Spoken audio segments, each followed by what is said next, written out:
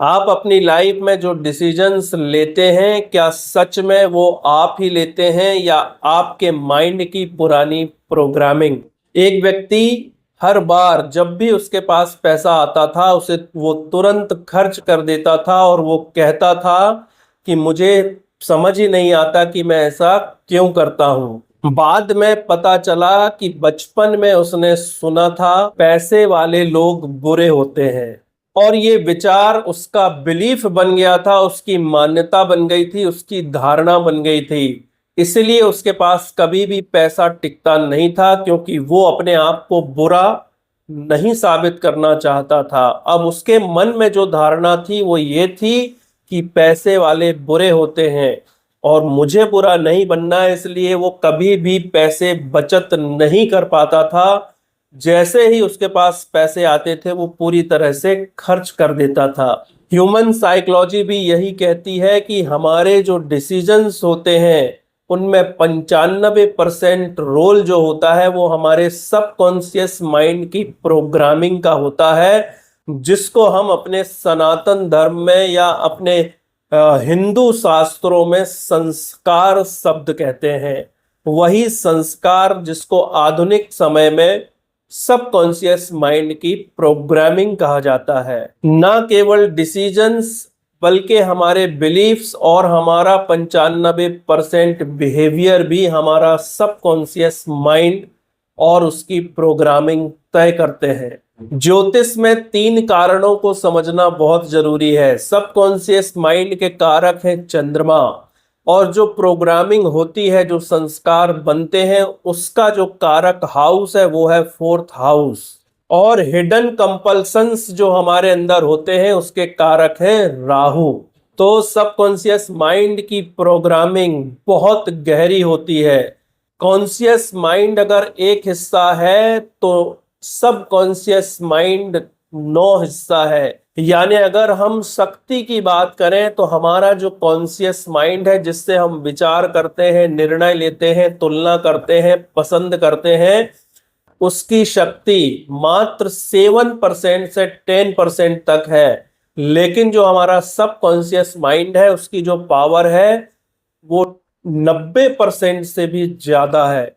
तो अक्सर subconscious mind की प्रोग्रामिंग को बदलना बहुत ज्यादा मुश्किल होता है। बहुत सारे तरीके सबकॉन्शियस माइंड को बदलने के लिए इजाद किए गए हैं, जिसमें अफर्मेशन है, विजुअलाइजेशन है या थॉट राइटिंग है, अफर्मेशंस को लिखना है। लेकिन ये भी बहुत कम फायदा करते हैं, बहुत कम लाभ करते हैं। जब तक हम अपने सबकॉन्शियस माइंड की प्रोग्रामिंग को अच्छी तरह से समझ ना लें तब तक सारे तरीके बेकार हो सकते हैं। लेकिन श्रीमद् भागवत गीता में और हमारे संतों के द्वारा कुछ ऐसे तरीके भी बनाए गए हैं जिन्हें हम स्पिरिचुअल प्रिंसिपल्स कहते हैं, जिनका उपयोग करके, जिनका अभ्यास करके हम अपने सबकॉन्शियस माइंड की प्रोग्रामिंग को चेंज कर सकते हैं और मनचाही प्रोग्रामिंग बना सकते हैं। उनमें सबसे पहले बात करते हैं श्रीमद् भागवत गीता की। श्रीमद् भागवत गीता कहती है कि जो प्रोग्रामिंग आपके सबकॉन्शियस माइंड में बनी हुई है वो आपका पैटर्न है। यानी बार बार उस चीज को आप अपने जीवन में दोहराते हैं और जब तक ये प्रोग्रामिंग बनी रहेगी इसी पैटर्न को आप दोहराते रहेंगे। वो पैटर्न कुछ भी हो सकता है। तो क्या करना है, सबसे पहले साक्षी भाव का अभ्यास करें। यानी अपने अंदर उठने वाली भावनाओं को, विचारों को देखने वाले बने। इसलिए गीता जोर देती है कि साक्षी बनो, साक्षी बनो यानी विटनेस बनो। आपके अंदर क्या चल रहा है उसको जानने वाले बनो। इसके अलावा भी कुछ और सॉल्यूशंस हैं जिनके बारे में मैं आपको जरूर बताना चाहूंगा। उनमें से एक है अवेयरनेस यानी जागरूकता। जागरूकता का मतलब है कि आप अपने शरीर और मन के मालिक हैं, लेकिन अक्सर आप अपनी ही बारे में भूल जाते हैं, खुद को याद नहीं रख पाते हैं। तो आपकी मौजूदगी, आपका अपना स्मरण, आपको अपने होने का जो भाव है वो है अवेयरनेस, वो है जागरूकता। तो हमेशा जागरूक रहने का अभ्यास करिए। अगला सॉल्यूशन है जर्नलिंग, यानी लिखना। अपने अंदर जो विचार या भावनाएं उठती हैं उनको लिखने का अभ्यास करिए ताकि आप उन्हें अच्छी तरह से जान सकें। इसके बाद आता है अफर्मेशंस। तो अफर्मेशंस को जिस तरह से आजकल प्रचारित किया गया है, ये वास्तव में समस्या का समाधान नहीं करते हैं और ज्यादा समस्या को बढ़ा देते हैं। करोड़पति बनाने के अफर्मेशंस, बड़ी बड़ी लग्जरी कार, बड़े बड़े बंगले, हजारों करोड़ की संपत्ति पाने के अफर्मेशंस वास्तव में ये व्यक्ति की समस्या को सुलझाते नहीं हैं, व्यक्ति को और ज्यादा उलझा देते हैं। अफर्मेशंस कैसे होने चाहिए, उनमें किन शब्दों का उपयोग करना चाहिए, किस काल का उपयोग करना चाहिए, और अफर्मेशंस है क्या? अफर्मेशंस मंत्र हैं। तो हमारे शास्त्रों में, हमारे ग्रंथों में ऐसे बहुत सारे मंत्र हैं जो बहुत पावरफुल अफर्मेशंस ही है, लेकिन उनका उपयोग किस तरह से करना है, कैसे करना है, ये सीखना बहुत ज्यादा जरूरी है। अफर्मेशंस आपकी आइडेंटिटी को चेंज कर सकते हैं, नई आइडेंटिटी बना सकते हैं, आपके जीवन में बहुत कुछ दे सकते हैं, लेकिन तभी जब सही टेक्निक पता हो कि हमें अफर्मेशंस का यूज कैसे करना है।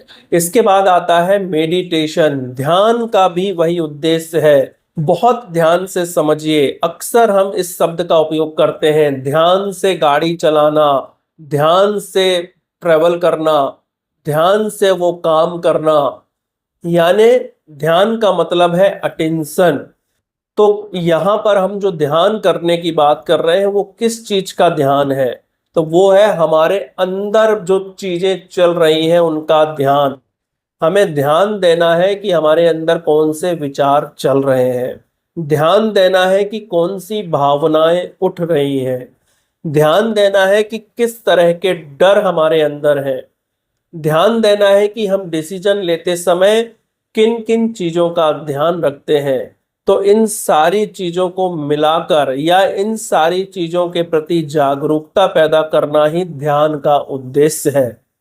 तो रोज अपने रूटीन में 5 से 10 मिनट या 15 मिनट ध्यान को जरूर दीजिए।